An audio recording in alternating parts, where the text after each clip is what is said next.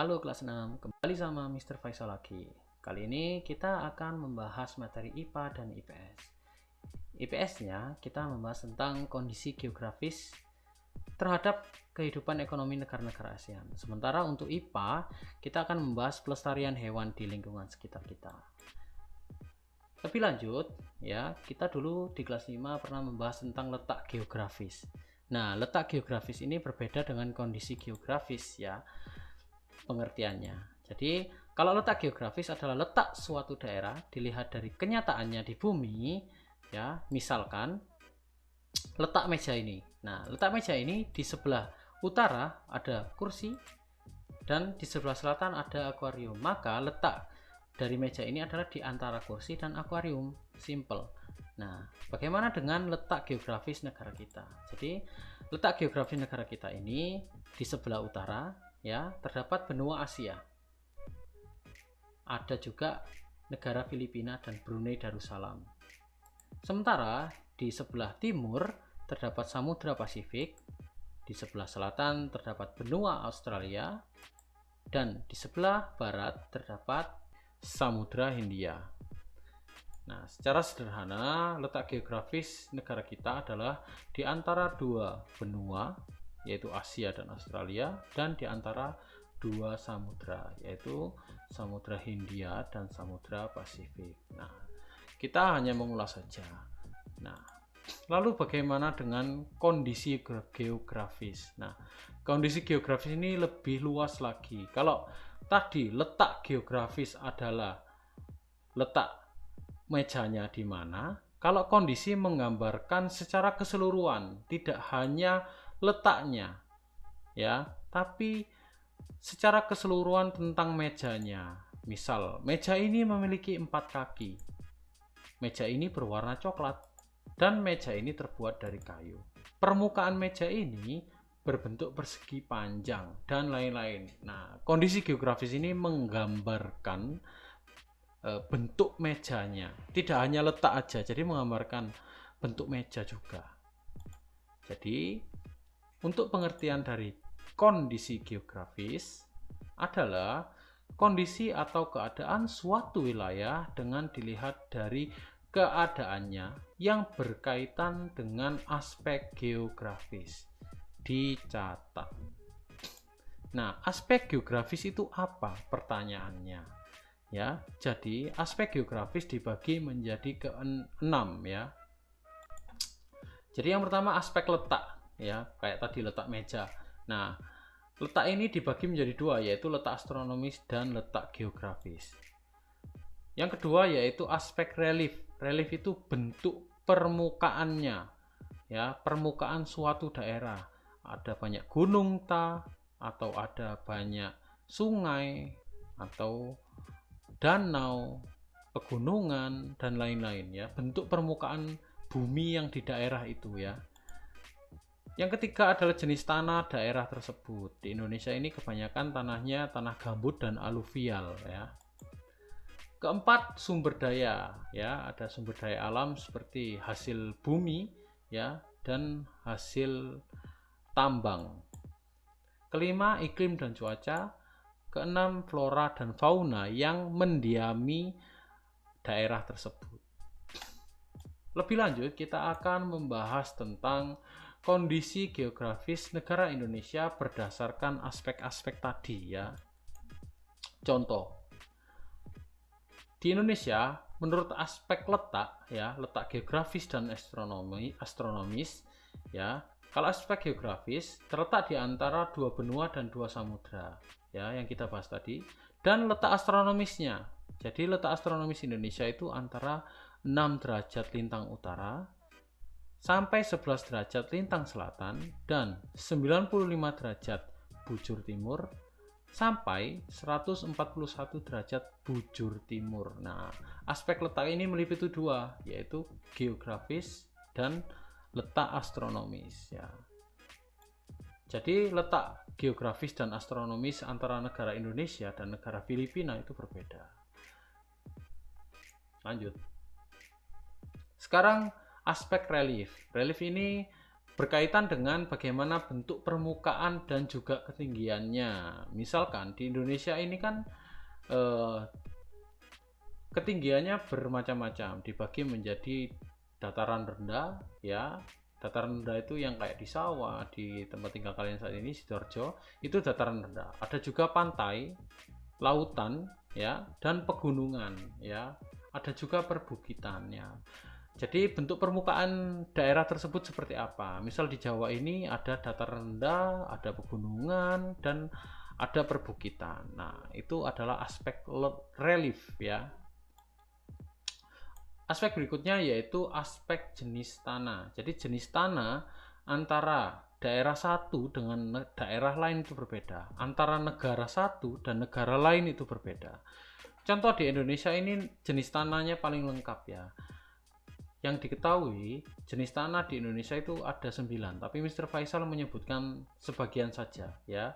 Jadi jenis tanah di Indonesia yang pertama itu ada tanah aluvial atau sedimen lumpur yang dibawa oleh aliran air sungai. Terus ada tanah vulkanis, karena negara Indonesia kan terkenal dengan Ring of Fire atau negara yang punya banyak gunung berapi, maka tanah di sekitarnya yaitu tanah vulkanis karena berasal dari abu gunung Merapi yang meletus ya. Jadi tanah vulkanis ini tanah yang sangat subur untuk ditumbuhi, makanya Indonesia itu terkenal sangat subur karena banyak pegunungan. Nah, jenis tanah yang selanjutnya ada tanah humus. Jadi tanah humus adalah jenis tanah yang muncul akibat tumbuh-tumbuhan yang membusuk. Yang selanjutnya ada tanah gambut. Nah, tanah gambut ini berbeda dengan tanah humus. Kalau tanah humus dari tumbuhan yang membusuk, nah tanah gambut itu berasal dari tanaman rawa yang membusuk ya. Selanjutnya ada tanah kapur yang berasal dari batuan kapur dan tanah pasir. Tanah pasir ini nggak usah dijelaskan, kalian sudah pernah lihat. Dan ada beberapa jenis tanah lainnya yang perlu disebutkan Mr. Faisal. Nanti kalian cari tahu sendiri. Aspek selanjutnya yaitu ada aspek sumber daya ya.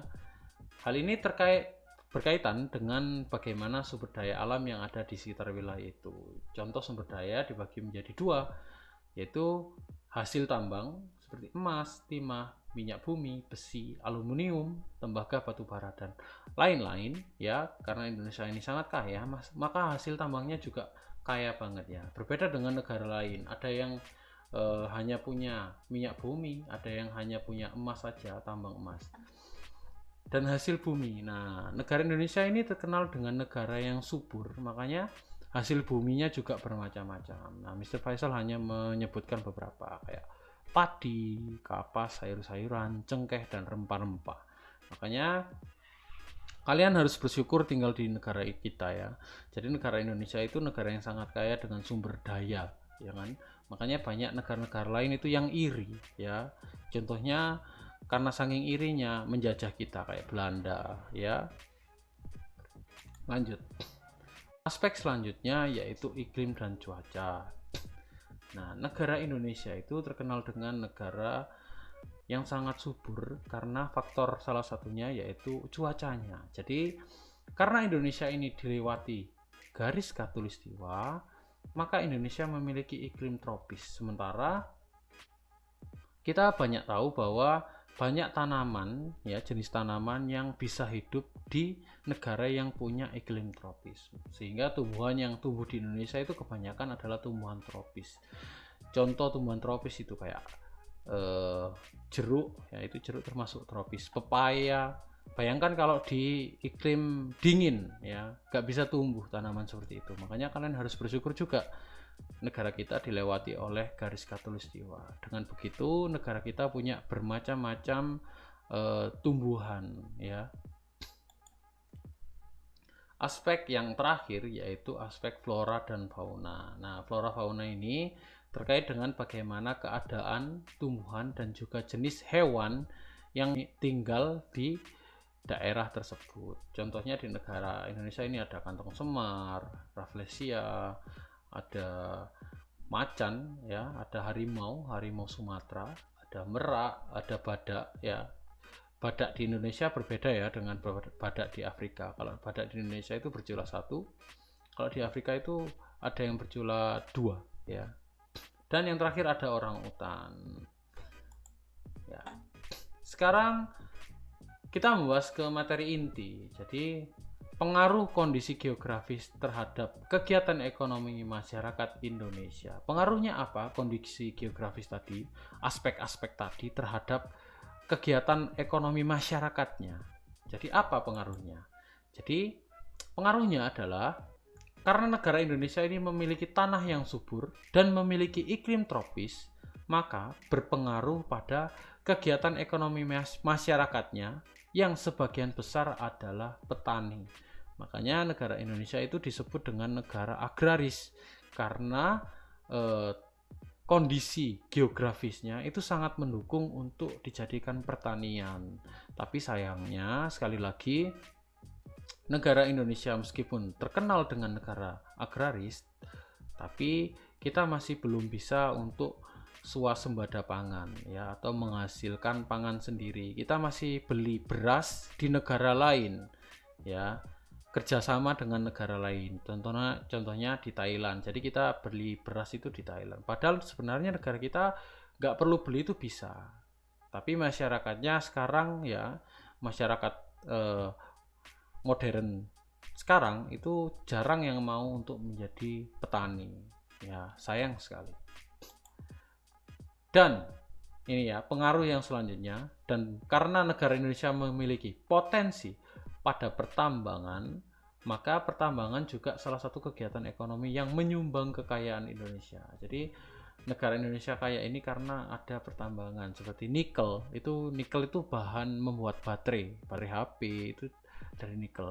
Emas ya, emas kita itu sangat besar ya, kayak di tambang terbesar di dunia itu ada di Indonesia, yaitu Freeport, dan masih banyak lagi pengaruhnya ya.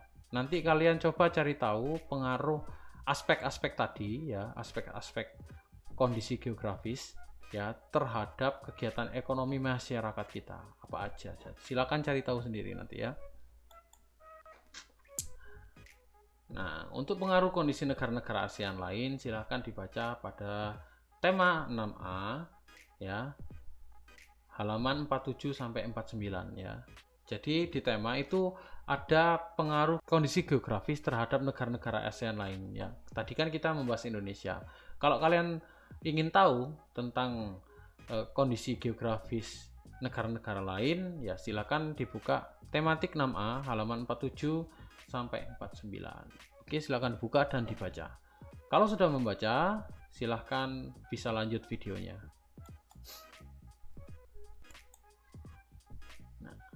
Sekarang kita membahas tema IPA-nya.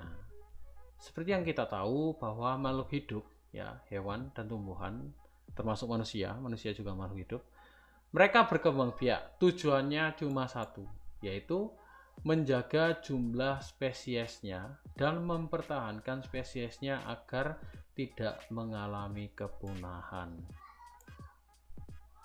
Namun ya, flora dan fauna itu banyak yang punah ya, banyak yang punah. Yang sudah punah itu banyak sekali. Contohnya merpati penumpang itu punah pada tahun 1900-an ya. Merpati ini biasanya digunakan untuk mengantarkan pesan ya bagi para tentara saat berperang. Nah, merpati ini dulu jumlahnya banyak sekali, tapi lama kelamaan habis karena diburu. Karena katanya merpati ini punya daging yang sangat enak, makanya manusia banyak yang memakannya.